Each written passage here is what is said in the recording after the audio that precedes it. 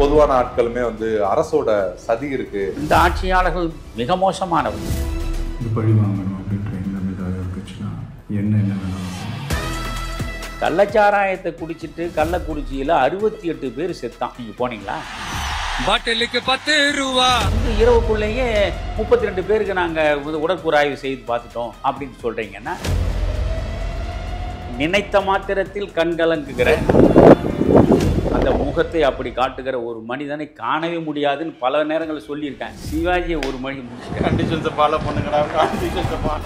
அதனால இது எல்லாமே நாடகம்தான்.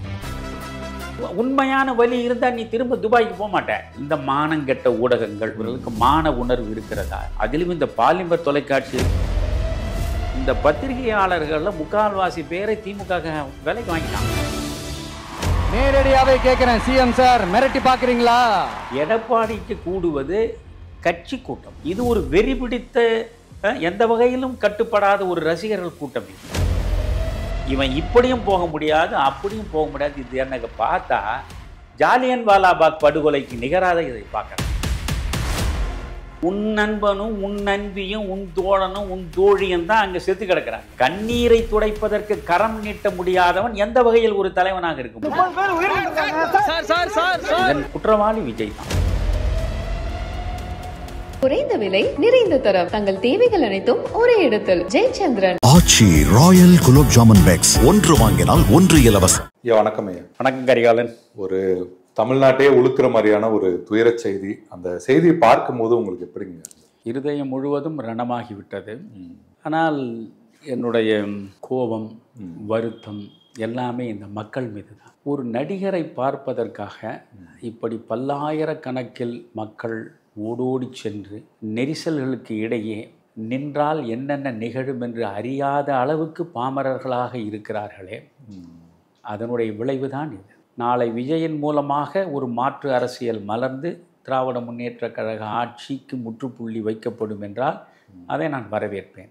ஆனால் பெண் மக்கள் அத்துணை பேரும் ஓடோடி சென்று அவர் முன்னால் நின்று அவர் முகத்தை பார்க்க வேண்டும் என்று துடிப்பது எனக்கு புரியவில்லை. நான் கேட்கிறேன், அவர் என்ன உங்களை எல்லாம் ரட்சிப்பதற்காக வந்திருக்கின்ற இரட்சகரா, இல்லை வானத்திலிருந்து கீழிறங்கி வந்த தேவதூதரா?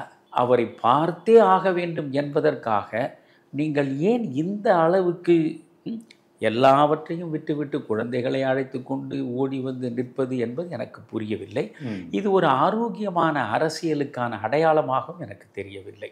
மக்களுடைய குறை என்று சொல்லிவிட்டு நீங்கள் கடந்து போக முடியாது. ஒரு கட்சியை விஜய் தொடங்கி இருக்கிறார், மற்றவர்களைப் போல நடிகர் கட்சியை தொடங்கி இருக்கிறார். இது நடிகர் கட்சி, அவருக்கு இருப்பதெல்லாம் ரசிகர்கள் தான் என்று கொச்சைப்படுத்த நான் ஒருபோதும் உருப்பட மாட்டேன். ஒவ்வொருவருக்கும் ஒரு தொழில் இருப்பதைப் போல நடிப்பு என்பது அவருக்கான தொழில். அதில் பிரச்சனை இல்லை.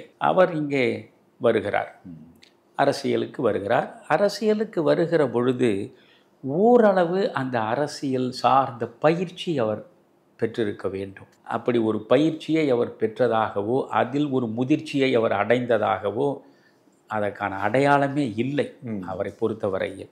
இப்படி ஒரு வெறிபிடித்த ரசிகர் கூட்டம், ஒரு பூஜா மனோபாவத்தோடு அவரை பார்த்து பரவசப்பட்ட ஒரு ரசிகர் கூட்டம் அவருக்கு இருக்கிறது. அதை அரசியல் மயப்படுத்த வேண்டும். 8 கோடி மக்களின் விதியை எழுதக்கூடிய ஒரு முதல்வர் நாற்காலியில் அமரக்கூடியவர் எவ்வளவு பக்குவம் அடைந்தவராக இருக்க வேண்டும்? உங்கள் பேச்சு, உங்கள் செயல், உங்கள் நடைமுறை அனைத்திலும் அந்த முதிர்ச்சியை நீங்கள் வெளிப்படுத்த வேண்டும்.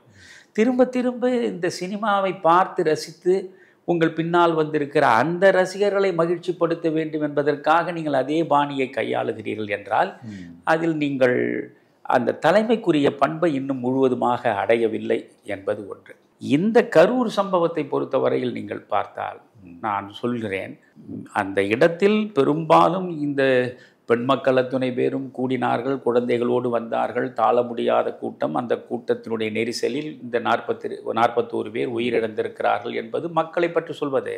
ஆனால் அந்த இடத்தில் நீங்கள் பேசுவதற்கு எத்தனை மணி உங்களுக்கு நேரம் ஒதுக்கப்பட்டது?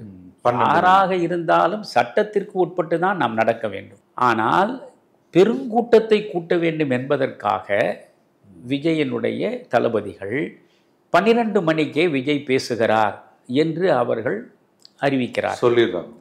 12 மணிக்கே அவர் பேச போகிறார் என்றால் நாம் அந்த இடத்தில் முதலில் போய் நிற்க வேண்டும் என்று 8 மணிக்கே மக்கள் வந்து குழுமி விடுகிறார். ஆனால் இவர் இரவு 7:30 மணிக்கு தான் அங்கே போய் சேர்கிறார்.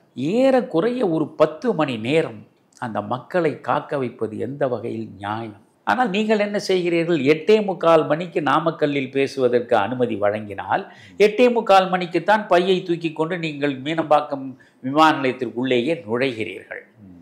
அப்படி என்றால் உங்களுக்கு என்ன பொறுப்பு இருக்கிறது? இன்னொன்று, நீங்கள் உங்களுடைய வாகனம் அந்த கரூரில் திருடலுக்கு முன்னே வந்துவிட்டது. அது ஒரு பெரிய கப்பல் மாதிரி உங்கள் வாகனம் இருக்கிறது. அது நான் குறை சொல்லவில்லை. ஏனென்றால் இவர்கள், இந்த ஆட்சியாளர்கள் மிக மோசமானவர்கள். நீங்கள் ஒரு இடத்தில் தங்குவதற்கு இவர்கள் அனுமதி கொடுக்க மாட்டார்கள். உங்களுக்கு எல்லா வகையிலும் தொல்லை கொடுப்பார்கள். நீங்கள் வருகிறீர்கள், அந்த கூட்டத்தில் ஒரு ஆள் கூட அப்படி தனியாக அப்படி ஒதுங்குவதற்கு இடமில்லை. அதில் வந்து நீங்கள் உள்ளே நுழைய விரும்புகிறீர்களே, உங்களுக்கு புரிய வேண்டாமா? ரொம்ப பேசிக்கான விஷயம். ஆமாம், ஏற்கனவே திக்குமுக்காடி திணறி கொண்டிருக்கிற கூட்டத்தில் நீங்கள் உள்ளே நுழைகிற பொழுது என்ன நடக்கும்? இங்கு உங்களுடைய பரிவாரம் இந்த பக்கம் தள்ளுறான், இந்த பக்கம் பரிவாரம் இந்த பக்கம் தள்ளுறான். இப்படி குழுமி இருக்கிற மக்கள் எங்கே போய் நிற்பார்கள்? இன்னொன்னு, அவர் கூட சில வண்டிகளும் வருது. அதை திட்டமிட்டு செய்கிறார்கள். பின்னாலேயே ஒரு 2000 பேர் வரான். ஏற்கனவே இருக்கக்கூடிய மக்கள் எல்லை மீறி குவிந்து கிடப்பதனால் மூச்சு திணறலுக்கு உட்படுகிற நிலையில் இவருடைய வாகனத்திற்கு பின்னாலே ஒரு 2000 பேர் வந்து மேலும் கூடுகிற பொழுது அங்கே மிகப்பெரிய தள்ளுமுள்ளு நடக்கிறது. இதுவரையில் நாம் பல இடங்களில் பேசினார். அந்தந்த இடத்தில் மக்கள் நிலையாக நின்று கேட்பதைத்தான் நாம் பார்த்தோம் தொலைக்காட்சி. இது வந்து அப்படியே அலை மாதிரி இந்த பக்கம் அந்த பக்கமும் எவ்வளவு சிரமங்களுக்கு உட்பட்டு மக்கள் அங்கே நிற்கிறார்கள். இப்படி ஒரு சூழலை உருவாக்கியது விஜய் தான். இதன் குற்றவாளி விஜய் தான். அவர் சொன்ன நேரத்திற்கு நேரடியாக வரும். இன்னொன்று சொல்கிறேன், உண்மையில் தலைமை பண்பு இருந்தால் நீங்கள் என்ன செய்ய வேண்டும்? நீங்கள் எத்தனை மணிக்கு புறப்படுகிறீர்கள், எத்தனை மணிக்கு எந்த இடத்தில் ஏறுகிறீர்கள், எங்கே இறங்குகிறீர்கள், எப்படி வருகிறீர்கள் என்பது யாருக்கும் தெரியக்கூடாது. ஏனென்றால் நீங்கள் எந்த பக்கம் வந்தாலும் மக்கள் கூடுகிறார்கள். ஆமாம். ஆனால் உங்களுக்கான நேரம் அங்கே நிர்ணயிக்கப்பட்டிருக்கிறது. அந்த நேரத்தில் நீங்கள் போய் சேர வேண்டும். அதனால் என்ன செய்ய வேண்டும்? நீங்கள் யாருக்கும் தெரிவிக்காமல் நீங்கள் வந்து மறைமுகமாக ஒரு வாகனத்தில் ஏறி, நீங்கள் வந்து சார்ட்டர் ஃப்ளைட்டில் நீங்கள் ஏறி அங்கே திருச்சியில் இறங்கி அங்கே ஒரு வாகனத்தில் விறுவிறுவிறு என்று நீங்கள் 8:45 மணிக்கு கூட்டம் வைப்பா, ஒரு 9:45க்காவது நாம் போய் மக்களை பார்க்க வேண்டும் என்ற துடிப்பும் தவிப்பும் உங்களுக்கு இருக்க வேண்டாமா? நீங்கள் திட்டமிட்டு மெல்ல புறப்பட்டு ஒவ்வொரு இடமாக வருகிறது. இந்த மானங்கெட்ட ஊடகங்கள், நான் சொல்வதற்கு மன்னிக்க வேண்டும், இந்த சேட்டலைட்டு இந்த ஸ்ட்ரீம் லைனில் இருக்கிறது அத்தனை சேட்டலைட் இவர்களுக்கு மான உணர்வு இருக்கிறதா? மனச்சான்றின் உறுத்தல் இருக்கிறதா? ஏதோ வானத்திலிருந்து ஒரு தேவ மகன் கீழிறங்கி வருவது போலவும், அவனால் மக்கள் அனைவருக்கும் பாவ மன்னிப்பு வழங்கப்படும் என்பது போலவும், அவர்தான் இந்த மக்களை காக்கக்கூடிய கர்த்தர் ரட்சகர் என்பது போலவும் அவர் புறப்பட்டு விட்டார். அதிலும் இந்த பாலிமர் தொலைக்காட்சியை தான் நான் பார்ப்பேன். ஏன்னா ஒரு சார்பற்ற தன்மையில் அது இருக்கும் என்று நான் பார்ப்பேன். இப்படிதான் பார்த்தால் ஐயோ சகிக்கவே முடியவில்லை என்னால். அதனுடைய வர்ணனையாளர் அதை சொல்ற விதங்கள் பார்த்தீங்கன்னா, அதாவது மக்களை பார்க்க முடியுமா என்று கேட்டார்கள், மக்களை பார்த்து விட்டார். வர முடியுமா என்றார்கள், வந்து விட்டார். வந்து கேள்விகளை கேட்க முடியுமா என்று கேட்டுவிட்டாங்க. அங்கிருந்து புறப்பட்டு அவர் வருவது போவது எல்லாவற்றையும் நீங்கள் காட்ட காட்ட காட்ட அதை பார்த்து ஹைப்பு தான், மீடியா ஹைப். எந்த சினிமாக்காரராக இருந்தாலும் அவர்களுக்கு தேவை கும்பல். ஐயா, இந்த விஷயத்துல வந்து தாவேகா தரப்புலையும் சரி, ஒரு சில பொதுவான ஆட்களுமே வந்து அரசோட சதி இருக்கு, நிறைய நெருக்கடி கொடுத்துருக்காங்க, அது போன்ற கருத்துக்களை முன்வைக்கிறாங்க. இப்போ சிபிஐ விசாரணையில் ஆரம்பிச்சு அது தொடர்பாகவும் நிறைய விவாதங்கள் அப்படிங்கிறது உருவாகுதுல்ல, அதை நீங்க எப்படி பார்க்க? இல்லை, இதாவது அரசு சதி செய்ததா இல்லையா என்ற இடத்துக்கே நான் போகலை. ஆனால் இந்த இடத்தில் தான் நீங்கள் கூட்டம் நடத்த வேண்டும் என்று காவல்துறையை வைத்து அனுமதி கொடுத்ததே ஒரு சதியின் சாயல் தான். நீங்கள் வந்து இங்கே தான் எடப்பாடி பேசினாரு, அதனால அந்த இடத்த கொடுத்தோன்னு சொல்கிறதே தப்பு. எடப்பாடிக்கு கூடுவது கட்சி கூட்டம், அரசியல் சார்பாளர்கள், அதிமுகவில் உள்ளவர்கள். நாளைக்கு இவர் முதலமைச்சராக வரப்போறேன்னு சொல்கிறாரு, இவர் என்ன சொல்கிறார் என்று கேட்பதற்காக வந்து நின்று கேட்கக்கூடிய கூட்டம் அது. அந்த கூட்டம் ஒரு 10,000 பேர் தான் இருப்பான். ஆனால் இது அது மாதிரியான அரசியல் விழிப்புணர்வு உள்ள கூட்டம் இல்லையே. இது ஒரு வெறி பிடித்த, எந்த வகையிலும் கட்டுப்படாத ஒரு ரசிகர்கள் கூட்டம் இது.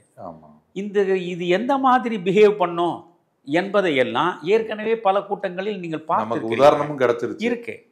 குறைந்தது ஒரு 50,000க்கு மேலே இந்த மக்கள் வருவார்கள் என்பது இங்கே இருக்கக்கூடிய இந்த இன்டெலிஜென்ஸ் இருக்குது. அது எதுக்கு இருக்கு? உளவுத்துறைக்கு இந்த இவ்வளவு பேர் வருவார்கள் என்று கணிக்க தெரியவில்லை என்றால் அது என்ன உளவுத்துறை? அப்போ அது மாதிரி உளவுத்துறையை நீ இங்கே முதலமைச்சரை வைத்துக் கொண்டிருக்கிறீர்கள் என்றால் அது உங்களுடைய குறை இல்லையா? ஒன்று, அந்த இடத்தை நீங்கள் கொடுக்குற பொழுதே ஒரு 50,000 பேருக்கு மேலே வருவான், வந்தால் இது தாங்காது என்று உங்களுக்கு தெரிந்தே நீங்கள் இந்த இடத்தில் தான் அனுமதி தர முடியும் என்று சொல்கிறீங்க. நீங்கள் நல்லா யோசிங்க. அவர்கள் கேட்ட இடம் 2 இடம். ஒன்று வந்து அந்த பேருந்து நிற்கக்கூடிய அந்த ரவுண்டானா, இன்னொன்று அந்த லைட் ஹவுஸ் ரவுண்டானா. அது 2யுமே நம்ம ஊடகங்களில், சமூக ஊடகங்களில் தெளிவாக காட்டுறாங்க. அவ்வளோ விரிவாக 4 வழி சாலைகள் இருக்குது. ஏராளமாக நீங்கள் ஒரு 1,00,000 பேர் வந்தால் கூட பிரச்சனையே கிடையாது. 4 வழியிலையும் திரண்டு நிற்பான். அப்படியே அவன் போனான்னா அந்தந்த பக்கம் அவன் போய் இருப்பான். பாதைகள் இருக்குது, வழியெல்லாம். இதில் வந்து ஒரே நீளமான ஒரு பாதை, அதில் ஒரு இடத்துல நீங்கள் முட்டுது. அந்த முட்டுற இடத்துல மேடையை போட்டு அவர் பேச சொல்கிறீங்க. அப்போ அதோட உள்ளே இருக்கு. இவன் இப்படியும் போக முடியாது, அப்படியும் போக முடியாது. இது எனக்கு பார்த்தா ஜாலியன் வாலாபாக் படுகொலைக்கு நிகராக இதை பார்க்குறேன் நான். ஆமாம், நீ ஜாலியன் வாலாபாக் படுகொலை இப்படி தான் நடந்தது.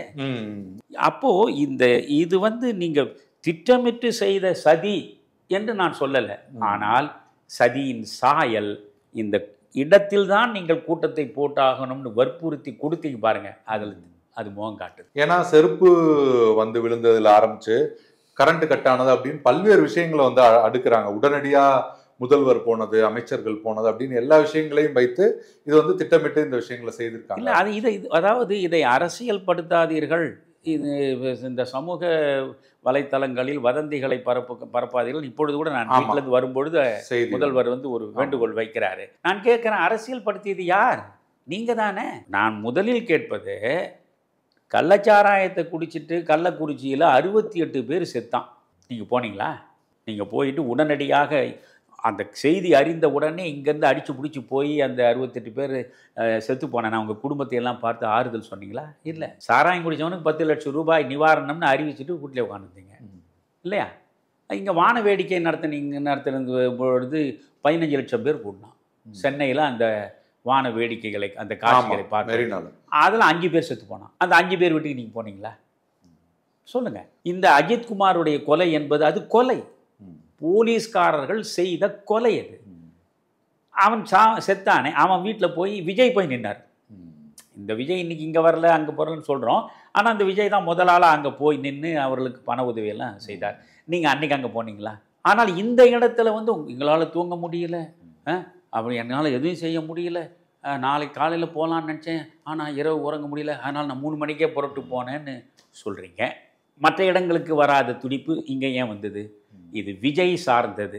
விஜயினுடைய கூட்டத்தில் நடந்த இந்த அசம்பாவிதத்தை நீங்கள் போய் உடனடியாக பணம் கொடுக்குறீங்க, அறிவிக்கிறீங்க 10 லட்சம் ரூபாய்ட்டு. அதே நேரத்தில் நீங்கள் வந்து உடற்கூறாய்வு செய்வது என்றால் நீங்கள் வந்து மாலை 6 மணிக்கு மேல் உடற்கூறாய்வு செய்வது, அது ஒரு விதியே இருக்கு. ஆனால் நீங்கள் வந்து இரவுக்குள்ளேயே 32 பேருக்கு நாங்கள் உடற்கூறாய்வு செய்து பார்த்துட்டோம் அப்படின்னு சொல்கிறீங்கன்னா அங்கே சந்தேகம் எழத்தானே செய்யும். அது இல்லாமல் இந்த நம்முடைய பொய்யாமொழி, அன்பில் பொய்யாமொழி, மகேஷ் பொய்யாமொழி, அவர் பேர் என்ன? அன்பில் மகேஷ் பொய்யாமொழி. சிவாஜி கணேசன் கூட கிட்ட நிற்க முடியாது.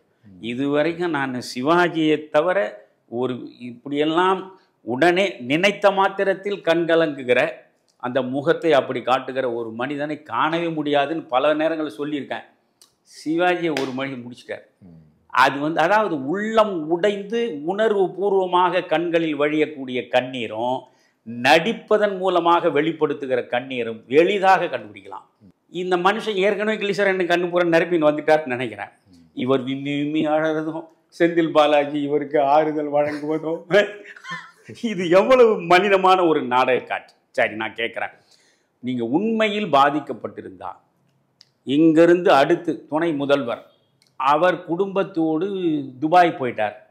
துபாய் போனவருக்கு 40 பேர் இப்படி மரணமுற்றிருக்கிறார்கள் என்ற செய்தியை கேட்ட பிறகு அவருடைய சிந்தையே குழம்புது, வேறு எதிலையும் செயற்பட முடியலை. உடனே அந்த குடும்பங்களை சந்தித்து ஆறுதல் படுத்த வேண்டும் என்று அவர் குடும்பத்தை அங்கேயே வச்சுட்டு இவர் மட்டுமே ஓடோடி வருகிறார். வந்தவர் பார்த்தார், படம் எடுத்துக்கொண்டார், மறுபடியும் துபாய்க்கு போயிட்டார். அது எப்படி அவனால் திரும்ப துபாய்க்கு போக முடியுது? ஆனால் இது வந்து உண்மையான வழி இருந்தால் நீ திரும்ப துபாய்க்கு போக மாட்டேன். துபாயில் இருக்கிற குடும்பத்தை திரும்ப வர சொல்லியிருப்பேன். புரிகிறதா? அதனால் இது எல்லாமே நாடகம்தான். இவர்கள் இப்படியே மக்களை தொடர்ந்து ஏமாற்றி அதையே ஒரு கலையாக கற்றவர்கள். அவர் தந்தை வந்து அதில் விற்பன்னர். அந்த தந்தையிடம் நேரடியாக பாடம் பெற்றவர் தான் நம்முடைய ஸ்டாலின் அவர்கள். அதனால் அந்த கலையை இவர்கள் மறுபடியும் நடித்து காட்டுகிறார்கள் தவிர அதில் உண்மையான உணர்வுபூர்வமான அந்த வேதனை வலி இருப்பதாக எனக்கு தெரியலை. காவல்துறையை வைத்துக்கொண்டு இது வந்து இப்படி ஒரு அசம்பாவிதம் நிகழ்ந்தால் இனிமேல் மக்கள் விஜய்க்கு எதிராக திரும்புவார்கள். விஜய் மீது ஒரு வெறுப்பு ஏற்படும். விஜயை இதை வைத்து இனிமேல் கூட்டம் நடத்துவதற்கு முடியாதபடி காவல்துறை தடுப்பதற்கான வாய்ப்பை உருவாக்கலாம். இதில் பல கோணங்களில் நாம் சிந்திக்கணும். ஐயா, விஜய் வந்து மன்னிப்பு கேட்காதது, பத்திரிகையாளர்களை சந்திக்காதது, அங்கே இல்லாமல் உடனடியாக சென்னைக்கு வந்தது அப்படின்றதும் ஒரு விமர்சனமாக இருக்குல்ல. அது விஜயும் விமர்சிக்கணுன்றேன். நீ தலைவன், நீ வந்து ஒவ்வொரு இடத்துலையும் மைக்க பிடிச்சிக்கினே என் நெஞ்சில் நிறைந்திருக்கிற நண்பர்களே, நண்பிகளே, தோழர்களே, தோழிகளேன்னு வசனம் பேசுறிய. உன் நண்பனும் உன் நண்பியும் உன் தோழனும் உன் தோழியும் தான் அங்கே செத்து கிடக்கிறாங்க. உனக்காக வந்து கூடிய கூட்டம் அது. அந்த கூட்டத்தில் இவ்வளவு மோசமான ஒரு அசம்பாவிதம் நடந்திருக்கின்றால் அங்கேயே நீங்கள் இருந்திருக்கணும். கண்ணீரை துடைப்பதற்கு கரம் நீட்ட முடியாதவன் எந்த வகையில் ஒரு தலைவனாக இருக்க முடியும்? யோசிங்க. அந்த இடத்துல ஒரு எம்ஜிஆர் இருந்தால் உடனே பறந்து வந்திருப்பாரா? சத்தியமாக வர மாட்டான் அந்த மனுஷன். ஆனால் இவங்க என்ன சொல்கிறாங்க, போலீஸ்காரர்கள் இங்கே இருந்தால் இன்னும் பிரச்சனை அதிகமாகும், நீங்கள் போனால் தான் கூட்டம் கலையும்னு சொன்னாங்க, அதனால் அவர் போயிட்டாரு. சரி போங்க, மறுநாள் காலையில் நீங்கள் தான் சார்ட்டர் ஃப்ளைட்டில் வரீங்களே, மறுநாள் காலையில் ஒரு சார்ட்டர் ஃப்ளைட்டை பிடிச்சி காலங்காத்தால் வந்து அந்த மக்களை எல்லாம் சந்தித்து அவர்களுக்கு ஆறுதல் சொல்லி நீங்கள் அந்த பணத்தை எல்லாம் நேராக கொடுத்து, நான் இருக்கேன் உங்களுக்கு எந்த நிலையிலையும், உங்கள் பிள்ளைகள் படிக்கணுமா நான் கடைசி வரைக்கும் படிக்க வைக்கிறேன், உங்களுக்கு என்னென்ன உதவி தேவை, இதையெல்லாம் சொல்வது தான் ஒரு தலைமை. இது எதையுமே செய்யலை. அட நான் என்ன கேட்குறேன், விஜய் வந்து அங்கே இருந்தால் அல்லது மருத்துவமனையில் போய் அவர்களை பார்க்க போனால் இந்த கூட்டம் இருக்க, இந்த கூட்டம் இது ஒரு ஒரு மாய வலையில் இருக்கக்கூடிய கூட்டமாச்சே.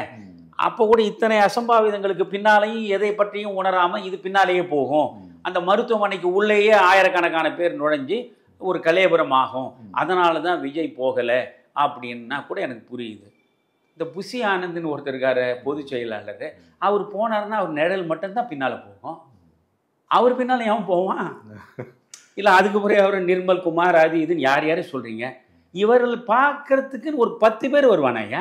இவர்கள் பேச்சை கேட்கவோ இவர்களை பார்க்க ஏதாவது கேள்வி கேட்டுருவாங்க, ஏதாவது விமர்சனம் இல்லை, அதை நீங்கள் செஞ்சிருக்கணும் இல்லையா?